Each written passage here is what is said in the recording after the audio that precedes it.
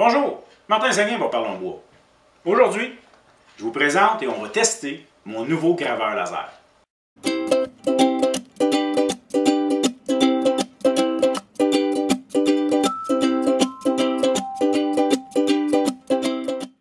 Un ami a posté sur un forum qu'il venait de s'acheter ça, puis j'ai trouvé ça cool. Je me suis dit, hey, moi j'ai souvent des demandes pour graver des stylos, je pourrais m'en servir pour mettre un petit logo dans mes bols ou mes planches à découper.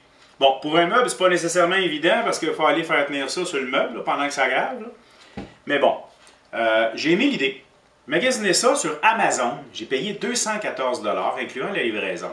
Je trouvais que c'était un prix raisonnable. Mais bon, je prenais un risque également. Hein. C'est quand même un produit, en tout cas, je dirais pas que c'est un produit de haute qualité. C'est du bas de gamme. Ça fonctionne assez bien. J'ai vu également qu'il existe des modèles qui, en plus d'être graveurs laser, peuvent même découper un peu comme une CNC. J'ai décidé de ne pas aller là pour le moment.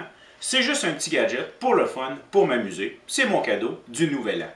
Bon, en fait, cette vidéo est aussi le résultat direct du fait que j'ai posé la question sur ma page Facebook qui était intéressé à avoir une vidéo sur le graveur laser. Et honnêtement, c'est probablement un des posts que j'ai fait qui a été le plus populaire. J'ai eu plusieurs dizaines de réponses de gens qui étaient intéressés à voir le graveur laser. Ça a l'air d'être à la mode de ce temps-ci. On va voir. Je l'ai reçu dans une boîte quand même bien emballée. Bon, c'était dans du styrofoam, c'est pas très écologique. Par contre, c'est pas quelque chose qui est très nécessairement résistant au coups. Hein. Donc, je dirais que dans l'emballage, il était bien protégé. Quand on le reçoit, il n'y a pas grand-chose à faire ou à monter, à part visser la petite plaque ici en avant. Puis honnêtement, je me demande pourquoi ils ne l'avaient pas fait eux-mêmes.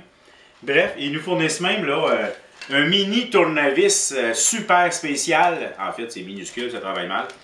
Bref, ça vient avec, on l'installe. C'est venu avec des petits morceaux de carton et de bois pour expérimenter. Ça, c'est cool. Et la clé USB qui inclut le logiciel et les drivers nécessaires pour le faire fonctionner. Installation assez simple. Parce qu'il y a un manuel d'instruction ultra chinois. Écoutez, ne cherchez même pas la version anglophone pour essayer de comprendre mieux en anglais qu'en français. Là. Il y a des mots en français, des mots en anglais, des restants en chinois, bref, mélangés dans le même texte. Bravo le contrôle qualité. Je m'en suis à peu près pas servi. En fait, la seule chose que j'ai essayé de faire, c'est de tester l'application Google Traduction de mon téléphone. Puis là, probablement parce que je veux le montrer que ça ne marche pas, mais ça avait fonctionné. On fait simplement aligner. Attendez, on aligne le texte. On va prendre une photo, hein? Il a pris une photo, il l'a cherché, il n'a pas trouvé grand-chose. Maintenant, tout sélectionné. Ah, et là, il s'est mis à me traduire le texte du chinois au français. Une chance que j'avais mon téléphone. En fait, la passe du téléphone sur le manuel, c'est pas mal inutile. C'était juste pour le plaisir de tester la patente. Bref, fiez-vous pas au manuel pour vraiment comprendre ce que vous allez faire. La meilleure manière d'avoir des bonnes instructions, honnêtement, il y a une petite vidéo qui est venue sur la clé USB. C'est comme ça que j'ai compris les deux étapes simples qu'il y avait à faire, mais je vais les refaire avec vous. C'est très banal, peu importe la langue, ça se comprend bien. Bon, pour faire l'installation, c'est assez simple. On insère la clé USB dans un port USB. La clé apparaît. On va dessus. Et, bon, vous avez la fameuse vidéo que je vous parlais ici qui était en chinois majoritairement. Donc, vous allez dans Mac ou dans Windows selon votre machine. Dans Windows, en fait, vous devez installer le driver. Mais en passant, excusez-moi, première étape à faire précédemment, c'est de brancher les câbles. Bougez pas. Et hop, on se retire un peu. Parfait. Il y a deux câbles. C'est très facile. Vous avez le câble de courant qui vient se brancher à l'emplacement pour le courant. Et le deuxième câble, c'est le câble USB entre l'ordinateur et le graveur laser. Voilà! OK, c'est reconnu. Maintenant, on installe le driver. Simplement double-cliquer sur l'application.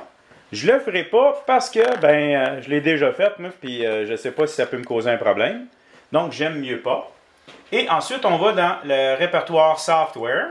C'est l'application. Et bon, elle est là dans plusieurs langues. J'ai simplement installé ici l'application. Je l'ai ouverte. En fait, ce n'est même pas une installation, ce n'est qu'un simple exécutable. Et on l'exécute et l'application va démarrer. En passant, je vous suggère de copier la clé USB intégralement quelque part sur votre disque dur ou ailleurs.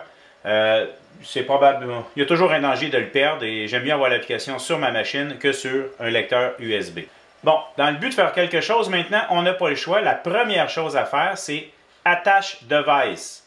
Si vous ne faites pas ça, il ne voit pas la machine et il va refuser la majorité de toutes les autres choses qui sont à l'intérieur de l'application. J'ai expérimenté mettre du texte. Je voulais simplement faire graver du texte. J'ai découvert que c'est assez difficile parce qu'il ne réagit pas comme que je veux.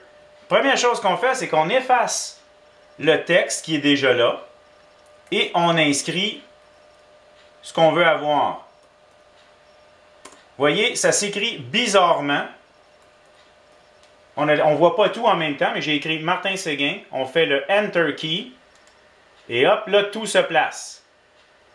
C'est comme ça qu'on peut avoir du texte. Honnêtement, ça va pas bien. J'ai simplement décidé de plutôt, et à chaque fois, ce que je vais faire, c'est que je vais utiliser l'application Paint, dans laquelle je vais aller écrire ou dessiner ce que je veux avant de venir le mettre ici. Donc, expérimentons. Paint, je ne vous donnerai pas un cours sur comment faire, mais disons que ça se trouve assez facilement. J'ai ici quelques petits logos que j'ai faits ou de textes que j'ai. Fait que je vais choisir celui-ci. Voilà. Donc, ce qu'on a simplement à faire, on va dans l'application, on choisit le Import Picture, on choisit le texte qu'on veut avoir et on l'amène dedans. Ah, il l'a détecté. Et il se positionne. Ce graveur laser permet de graver 8 cm par 8 cm maximum. On ajuste la buse au plus pointu pour bien brûler. Là, ça, c'est vraiment une partie des instructions qui n'est pas claire. Lorsque vous avez mis votre image à l'intérieur du graveur, en passant, peu importe ce que vous allez faire, il va le rapetisser. Là. Je ne sais pas quel est le ratio 3 ou 5 fois. Mettons qu'on fait 10 cm, bien, le résultat va être à 2-3 cm peut-être environ. Vous pouvez le positionner où ce que vous voulez dans la fenêtre, c'est pratique. Vous voyez, on positionne notre morceau de bois où est-ce qu'on veut le graver. Si vous pèsez sur le bouton du milieu, lui ici va vous indiquer dans quelle région il va travailler, approximativement. Et si vous prenez le bouton Frame Positioning à l'intérieur de l'application, eh bien le laser vous montre exactement où est-ce qu'il va graver. Bon, dans mon cas ici, je vais déplacer mon affaire parce que je me trouve à graver à un endroit où j'ai déjà été. Voilà, je vais descendre encore un peu. Parfait. Frame Positioning, je vois où est-ce qu'il va graver. Excellent, j'ai rien. Et c'est là que je le veux. Prochaine étape, on a simplement à cliquer sur le bouton Start en haut et ça va démarrer. Ça lui prend quelques secondes dans le but de finaliser son affaire. Il va envoyer les instructions puis il va travailler. Les graveurs laser ont une quantité d'heures maximum qui peuvent travailler d'une manière consécutive. J'ai pris le modèle 3000 watts parce que lui pouvait graver plusieurs heures d'affilée, contrairement au modèle 1500 watts qui, si je ne me trompe pas, c'est maximum 30 minutes. On le voit travailler, ça flash assez. C'est pas quelque chose qu'on s'amuse à regarder dans les yeux directement, mais en passant par la petite vitre en avant, au moins on peut regarder. Il ne reste plus qu'à le laisser travailler et avoir le résultat. En passant, ça fait le laser un peu comme les anciennes imprimantes à matrice. Ça descend une par une. Là.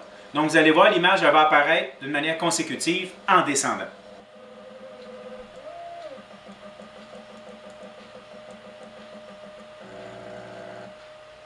C'est terminé. Une des choses que j'ai oublié de faire, parce qu'on peut voir que c'est très pâle, il y a dans l'écran le Depth Adjustment of Engraving. J'étais à 10. Je vais aller me mettre à 30. La dernière fois, c'est ce qui m'a permis de faire les autres à côté et c'était parfait. En passant, le petit symbole mini qu'il y a là, c'est parce que l'application nous fournit un paquet d'images par défaut avec lequel on peut s'amuser pour faire des tests.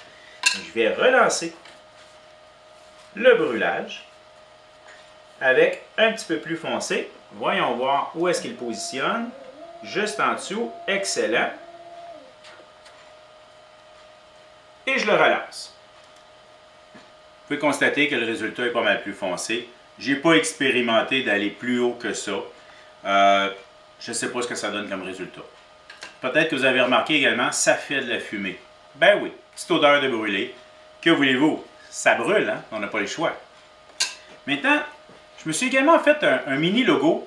En fait, je l'ai fait une base. Et le fils de ma copine, qui est pas mal dans le domaine, et en passant, il prend des contrats, m'a raffiné mon logo.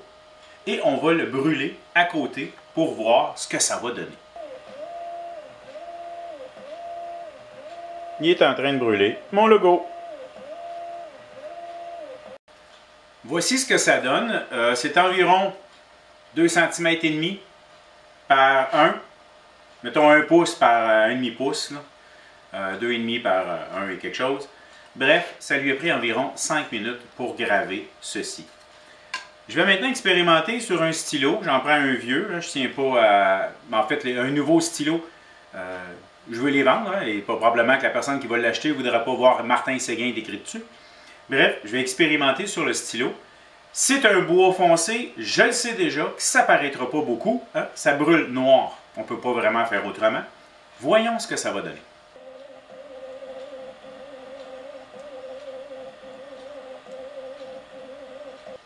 Voilà ce que ça donne sur un stylo foncé. J'aime le résultat, donc on va être bien content. Je vais probablement me faire un genre de gabarit pour tenir le stylo bien droit, là, parce que là, je t'accroche. Je vais me faire un petit gabarit, comme ça, à chaque fois que je vais faire un stylo, ça va être beaucoup plus facile. Comme je disais, oui, je veux graver des stylos, mais j'aimerais également être capable de graver le fond d'un bol, ma signature, ou même une planche à découper. Le seul problème, c'est que la machine, elle ne peut pas tenir là-dessus. J'ai vu une belle patente sur un site, puis j'ai eu mon idée. Le problème et la solution, c'est de faire tenir la machine au-dessus de ce qu'on veut graver.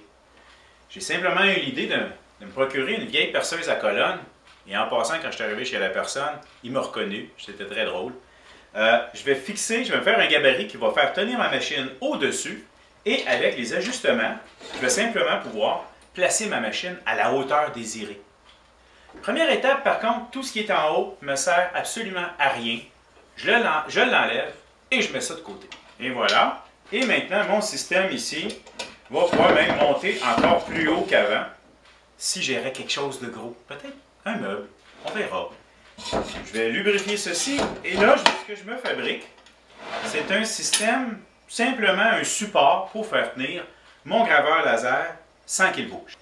Voilà ma petite patente qui me permet maintenant de simplement jouer en hauteur selon ce que j'ai besoin de faire. J'ai travaillé ma forme pour laisser un beau trou dans le centre, permettre à mon graveur laser de venir s'installer dessus. C'est pas extrêmement solide, mais c'est pas grave, ça bouge que très peu. Et je peux y venir y installer ce que je veux graver. On va tester ça.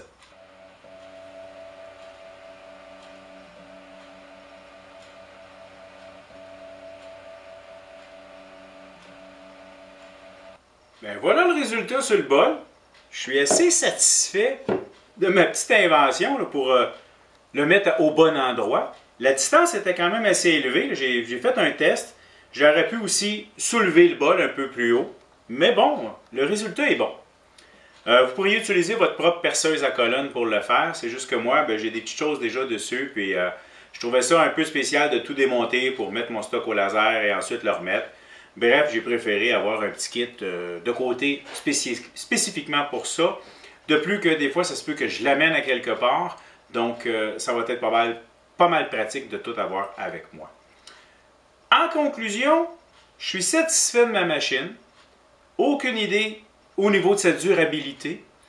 Je ne peux pas vous la recommander. Je peux vous dire que moi, ben, je l'aime, elle va bien.